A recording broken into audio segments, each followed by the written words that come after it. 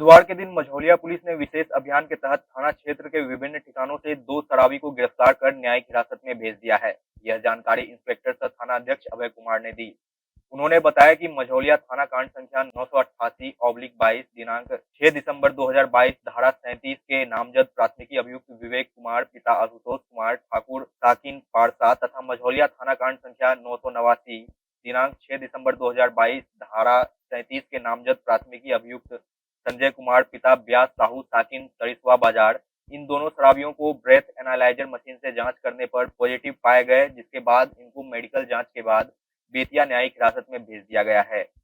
बेतिया से रवि रंजन पांडे की खास रिपोर्ट। छापेमारी के दौरान 2 शराब का सेवन करने वाले व्यक्तियों को गिरफ्तार कर आज न्यायिक हिरासत में भेजा गया है, जिसमें एक जो है विवेक कुमार हैं, वो परसा के रहने वाले हैं, दूसरा संजय कुमार सरिसवा बाजार।